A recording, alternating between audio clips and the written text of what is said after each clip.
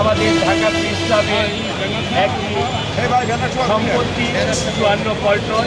এই 54 পল্টন আমাদের এই ঢাকা প্রেস ক্লাবের নামে এই সম্পত্তিতে বিগত আমলের যে দুর্ধর্ষ সন্ত্রাসী বাহিনী আছে ঢাকা প্রেস ক্লাবে আমরা যারা সাংবাদিক তাদেরকে অনেক অপমান লাঞ্ছিত করেছে এবং আমাদের অফিস থেকে প্রায় 28-30 লক্ষ টাকার বিভিন্ন অফিসের সরঞ্জামাদি কম্পিউটার থেকে শুরু করে বিভিন্ন টেবিল ভাঙচুর করে তারা আমাদের এই সাংবাদিকদের যে ক্ষয়ক্ষতি হয়েছে সেই ক্ষয়ক্ষতি থেকে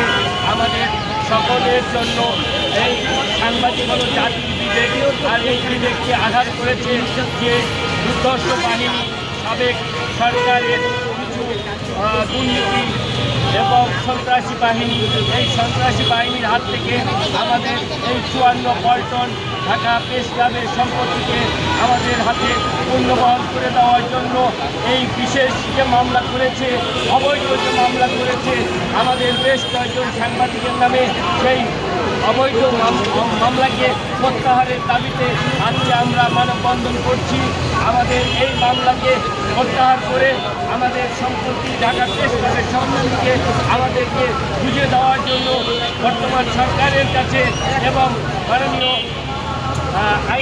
আইনের বিভিন্ন সংস্থার প্রয়োগকারীর কাছে আমি অনুরোধ করছি আমাদের এই ঢাকা প্রেস ক্লাবের সম্পত্তিকে আমাদের কাছে বুঝিয়ে দেওয়ার জন্য এবং অবিলম্বে আমাদের এই মিথ্যা অপমান দিয়ে যে মামলা করেছে সেই মামলাকে প্রত্যাহার করবেন, এই বলে আমি আপনাদেরকে বিদায় নিচ্ছি। আসসালামু আলাইকুম ওয়া রাহমাতুল্লাহি ওয়া বারাকাতুহু।